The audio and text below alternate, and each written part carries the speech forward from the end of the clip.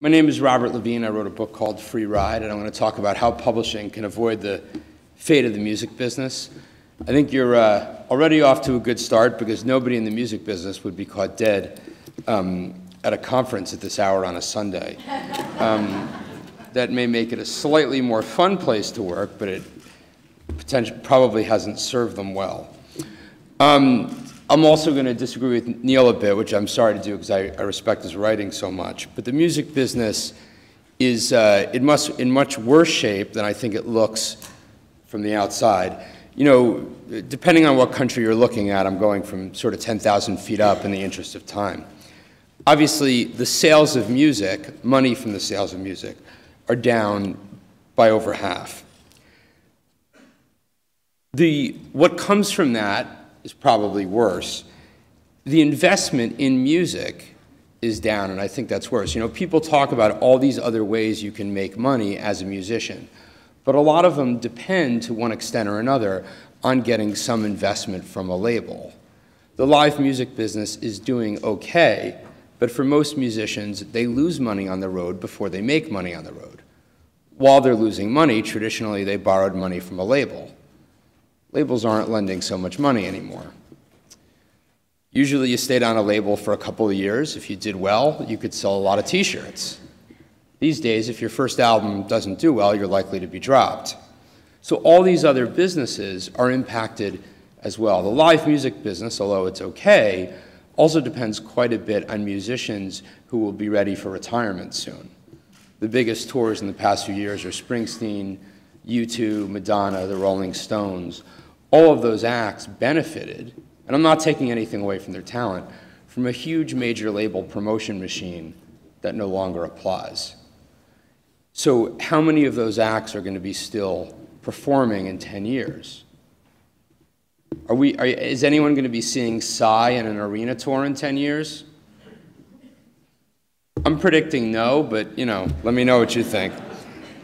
The only part of the music business that's booming are consultants telling us that they've figured out how to save the music business.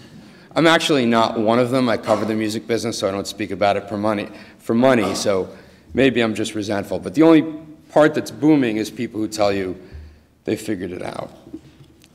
The dynamic I see is not that, you know, it's not that home taping killed music. It's not that the MP3 killed music. It's not that piracy killed music. It's that there are two groups of companies.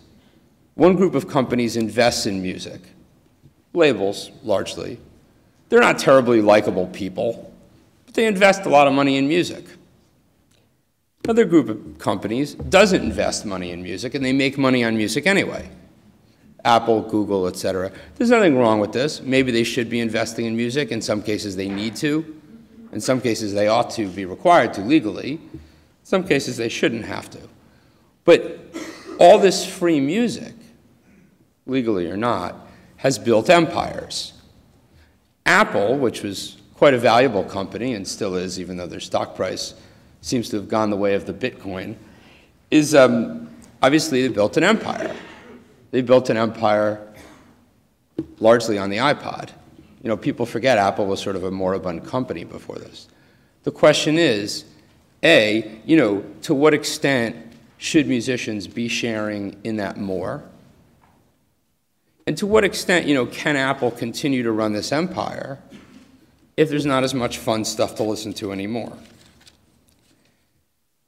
Before I keep going, I want to point out, none of these conflicts over copyright are new. You know, we talk about how the world is changing and how there's a need for new strategies. The world is always changing. If you've been involved in publishing in the 90s and the 80s, you might tend to see things that, wow, things have been the same for a while. But when people say things have been the same for a while, they generally mean since I've been in a position to go to those long lunches. Sadly, by the time I pitched my book, the long lunches had sort of become quick snacks, but it's okay. So I wanted to tell a quick story about that. In 1842, Charles Dickens took a trip to the US to speak about his books. And if you know the history of copyright, which is a bit dull, at that time, books published in the UK were not covered by copyright in the US. So when Dickens went to the US, he lectured he upbraided these Americans, they were barely former colonists, really, for not covering his books by copyright. His books could be printed by anyone and sold by anyone. None of that money went to him. The money all went to these printers. Well, the Americans resented this. Who's this guy to tell us what to do? We're pioneers. We have a new business model. These printers are generating economic growth, or whatever they said at the time. Dickens got most of the criticism, and Dickens was sort of, I like to say this just to annoy my English teacher, Dickens was sort of the Metallica of his day, in that, people thought he's a rich, successful guy. He's got a lot of nerve telling us what to do. Why does he feel that he should make money off of his books? Why can't other companies make money off of his books? Well, the reason Dickens was criticized so much is that he was criticized a lot by newspaper editorialists. Now think for a second. Why did newspaper editorialists criticize Charles Dickens so much? Think about it for a second. Because at the time, the cheapest content you could put in a newspaper to sell ads against was writing that had originally been published in the UK, because you didn't have to pay for it. So newspapers would send someone to the harbor. The ship came in with the newest, Dickens story. At the time, they were serialized in magazines. They'd retype it, print it, publish it in the newspaper, sell ads against it. They didn't have to pay Dickens. It was, I guess it was like proto-Craigslist, but without sex ads kind of thing. And the newspapers naturally led the charge against Dickens. And this is a long way of saying, this is why I think bloggers don't like my book. People who are making money, I'm kidding about bloggers, but companies that are making money on the appropriation of other people's intellectual property tend to resent it when you tell them it's not a good way to make money. Sometimes it's legal, sometimes it's not. That's a separate lecture. It would be very dull and very long, but let's leave it as that for a second. So let's talk a second about the music business. People like to insult the music business. There's some good reasons for that, some bad ones. But the music business has this rap as they mishandled the digital transition so badly. And when I started to cover this, I agreed. I thought they mishandled this terribly. I thought, they had this opportunity to make a deal with Napster. They fought it instead, and they did really badly. And I believe this for a long time. What did they do? They tried to delay the transition from physical. They insisted on getting a relatively high price, or a price relatively akin to the physical price for their music. They fought piracy pretty aggressively, and they tried to control sales of their product. Well, a few years ago, I had a bit of a change of heart. I'd been covering this for a while, and I started to wonder, if the music business is so stupid, why haven't any of the other media businesses done any better? Just as an example, let's look at the newspaper business. They didn't delay the digital transition at all. They ran into it headlong. Newspapers, and this is more of a US perspective, they've always been in the advertising business. The more readers they have, the more money they make. They saw the internet as a gold mine. They got in as early as they could. Price insistence? Forget it. They gave it away. The more advertisers, the more money they would make. They never fought piracy. Not much piracy in newspapers, but if people reprinted articles, they didn't really do much about it. They never tried to control it. Well, what happened to the newspaper business? It's in even worse shape than the music business. And the sort of mantra that free would save them is proving to be pretty silly at this point. I think, in a few years, the Guardian's probably going to go out of business, and the last story they're going to run is a Cory Doctorow column on how free is the best strategy and you can't make money selling stuff.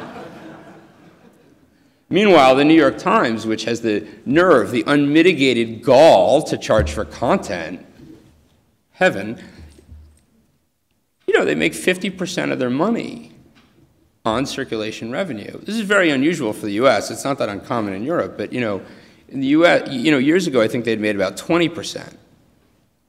Pretty good. So let's look at a couple things that are different in these businesses. One of the things about the book business is that it's not a mass audience. Most books don't have a mass audience in the way that music and film do. Consumers are trained to buy things still, not pirate them. And they generally have more sympathy for authors than rock stars. I'm not sure that's entirely logical, but it's good. There's a few advantages. Books aren't born digital.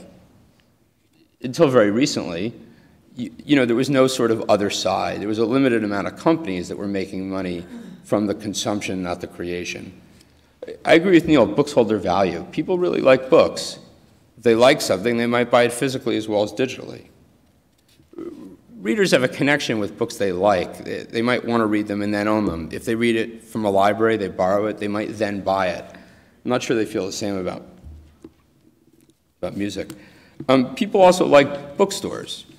I miss record stores, but I think I'm not the average. My wife used to say that, well, a record store is just a place where a bunch of snotty people tell you that what you've bought sucks. And I would say, yeah, God, I miss it. And I think she saw that somehow as like a negative thing, but whatever. You also have a bunch of challenges. In Amazon, like in iTunes for the music business, you have a dominant retailer who's looking to, let's say, eat your lunch would be the nicest way to put it. I don't necessarily think that their gains are your losses, but there's certainly if you're in a partnership with somebody and they have that much more leverage than you do, they're not going to use that leverage to give you a better deal every year. You have more competition from legitimate free stuff. More writers are giving away stuff willingly than musicians. I think that may change. A lot of musicians who gave away things, who did pay as you want, came to regret it because of some of these forces. Radiohead did this pay as you want album, and recently, Tom York basically said something to the effect that, hey, this might have been better for Google and Apple than it was for musicians. I would agree with that. There's an expectation that because of libraries, things should be free. And this is interesting because, I love it that libraries have my books. Part of the reason is so people can discover the book. Part of the reason is because libraries bought those copies. And there's libraries all over. If one digital library bought one copy and gave away as many digital copies as they want to everybody, that would be a very different thing for me. Unless that one copy was like $1 million or something, that would be okay. So those are some of the challenges. The question is, what should you do? Well, I'm not one of those people, I don't have all the answers, but I think there's a few things we do know if we look at the music business. You have to emphasize convenience. I think there's a question of how people are acquiring stuff. Is it legal or illegal, paid or not? One of the things that's a real determining factor is how convenient is it. People like iTunes, they like Amazon, they like Netflix because it's easy. I think people are a lot less price sensitive and a lot more convenience sensitive than people think. That's not everybody, and it's especially not people who write about technology. It's most people. If you look at tech writers, you hear people say like, well, there's no difference between YouTube and a download because you can run this program that downloads anything you can see on YouTube. Theoretically, that's true. Most people aren't going to do that. Most people are like, oh, I guess I'll just, if I really like it, I'll probably buy it because then I don't have to download it from YouTube because that's a whole hobby to figure out how to do that. I think that's important. There's a number of consumers who, music business research usually says between 10 and 15%, who have some ideological opposition to paying for stuff, and they're digitally sophisticated enough that they never will. They're going to, use a VPN to make sure they can continue to use the Pirate Bay now that it's relocated to Greenland. What you have to do is what the music business is starting to do, write them off and forget about them. Then there's another group of people, probably a little more than that, who are always going to buy things. They think it's the right thing to do. They have a relative who's an author. They're nice. Who knows? God bless them, though. You don't have to worry too much about them either. We have to worry about is the people in the middle, and they tend to do what's convenient. So when it comes to piracy, you have to emphasize, and I'll talk about this more in a minute, making it less convenient. Price doesn't matter as much. You know, Apple, a few years ago, and I'm sorry this example is also in the US, Apple raised the price of Apple let labels raise the price of the songs they wanted to $1.29 from 99 cents. And the next week, a lot of blogs gleefully reported that, you know, digital sales were down something like 11%. Look how dumb the music business is. Hold on a second. If the amount of stuff you're selling is down by 11%, and most of what you're selling is 29% more expensive, you may have just made more money. Don't take business advice from people who write for free.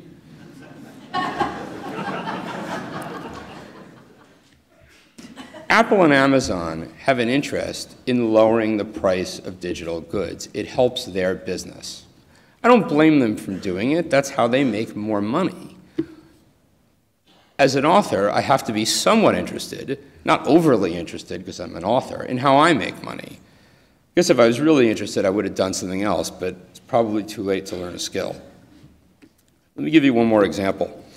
In May 2010, a New York Times assistant managing editor said that after 5 price hikes in subscription in the past several years, 5 price hikes during a terrible recession, 0.01% of subscribers had canceled the Times. 0.01%, 5 price hikes. He implied that it was because consumers were paying with their credit cards and they never bothered to check the bill. As a former occasional New York Times contributor, I found this rather objectionable. I would have thought, and I hoped he would have said, that people were buying the Times because they liked it and they thought it was worth it. Go figure. Point is, if people like something, they will pay for it. And they might not pay for it because you're fooling them into using their credit card. They might pay for it because they like it and they think it's worth it. This leads me into the one thing I will say. I'm going to tell you the secret to making money online. This is the one thing I'm very confident of. Secret to making money online, lean in, get out your pens, is to sell stuff for more than it costs you to make it. You know, you're laughing, but a lot of people really don't get this. Now, you can sell anything for more than it costs you to make it. You can sell ads for more than the ad space costs you. You can give away stuff and sell lectures. But you have to sell something. If something is free, you're selling something else. You could move that any way you want. If I wrote a thriller that had 12 chapters, I might give away 11 and sell the 12th. But that's not a new business model. It's a marketing strategy. It's not bad, but there you go. In the book business, like other aspects of the media business, the price of the product need not be related so much to the cost of the product. People have, you know, I talk and people say, well, I don't want to pay as much for an ebook as I pay for a physical book, because a physical book really has this value as an object.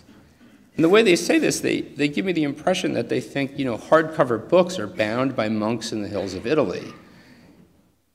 And that, you know, the printing and the binding and the shipping and the logistics, that's really what publishers do, and it's so tough, and now we don't need that anymore.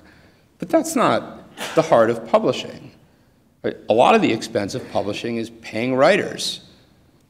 That's my favorite part, incidentally, but I think it's an important part. The expense of creating the first copy of a book is much greater than creating subsequent copies. So the way to price it shouldn't be based on the per copy price. You should price it to maximize overall revenue. You sort of do this already. Traditionally, you've had a hardcover window and a paperback window. Calling it a window might seem a little offensive, but that's sort of what it is. It's not that the paperback is so much less desirable than the hardcover. It's that some people are willing to pay a premium to get it earlier than others. I think there's a lot more you could do with this. You know, you could do deluxe, higher quality copies of books because some people are willing to pay for them. If a book's out for 10 years already and most people have it, you could lower the price to $1 because it's better to get something than nothing. But I think it also depends a lot on what kind of book you write. If I wrote this hypothetical 12-chapter thriller, the market for thrillers is potentially very big. So selling it for 20p might be a great strategy. As it happened, I wrote a book about the future of the media business and online copyright, which is, well, there's a lot of people here, so it might seem of interest to a large group of people, but it's a relatively niche topic, is I think the polite way to put it. So I'm not sure that selling my book for 20p was a good idea. Media business has traditionally had this bestseller mentality. How many copies am I selling? But if you think about how you're paying for this stuff, an advance against royalties, it makes more sense to worry about the money you're making, not the copies you're selling. Lastly, I think that, the way people consume stuff and discover stuff is very complicated, but you have to think about what the effects of that are going to be. Who's going to control that platform? When you're talking about, if the number of people pirate my book, people say, well, I pirated your book, were you really hurt by that?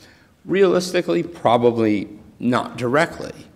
But if a lot of people pirate my book, and I can't get an advance from my next book, that actually is kind of a big deal. So I think one of the things that writers have to be conscious of is it's not however many copies you warrant selling, because I think that's pretty hard to calculate. It's that writers have some investment, it varies by the writer, in an ecosystem that will give them an advance. Clay Shirky, who's one of these people who thinks he can tell you the future, has a saying, publishing is not a business, publishing is a button. Which I think is pretty offensive. The implication being that you don't need a group of people to do this anymore, you can just press the button and it's published. In a sense, that's true, but I would say that what he means isn't publishing, it's printing. To go back to how I started, Napster would say that they revolutionized the music business by making music business available. But they weren't funding music. They weren't selecting music. They weren't curating, producing, working in a creative way with music. They were getting music to you. They didn't replace the music business. They replaced the trucks that brought music to stores. Of course, if you say we replaced the trucks that brought music to stores, you're never going to get invited to any good parties, so it's easier to say they redid the music business. I hear a lot of people talk, I think a lot of the same things about publishing. When Clay Shirky says that publishing is a button, I think he means that the internet can now bring you a book the way trucks used to bring you a book. But publishing does a lot more than that. When I think of what my publisher did, why I went with a publisher, and other people have just as good reasons for not doing it, but the reason I did it was, to me, the most valuable thing a publisher does is aggregate risk. I'm playing a little fast and loose with the numbers because they're not exact. If you figure that one out of every 8 books makes 10 times its investment, logically, it's a great investment. But if I have a 1 in 8 chance of making money, I have a 7 in 8 chance of starving. Even though it's logical, I'd be pretty scared to do it. For my publisher, which happens to be Random House, a 1 in 8 chance of making 10 times your money, if you add it all together at the end of the year, is a pretty good business. I think there's some value in that. I don't think it's going to be here forever. In that way, I think it's going to change. I think it should change. But that concept of aggregating risk, of giving advances against royalties, of letting writers make money while they're writing, instead of having a chance of making money years later, I think that's very valuable. I think it's something writers should be conscious of. Just want to say one more thing about sort of copyright is that, there's a lot of problems with copyright. There's a lot of discussion about it. There's a lot of controversy about it. I'm not championing the status quo. I'm not going to get into it that much because it would be a long lecture and I'm running out of time already. But it's important to realize that without copyright, without some means of defending copyright, Amazon would treat writers as employees. And if you've been following the news at all, I live in Germany, so I've been following the news about Amazon there. Are people familiar with that? Amazon got in a bit of trouble because they had a warehouse in Koblenz where they had mostly a lot of sort of migrant workers from Eastern Europe who were watched over by a security force that was made up of right-wing thugs. Amazon's been a good partner for me, but I wouldn't want them to treat me the way they treat the rest of their employees. Thank you very much.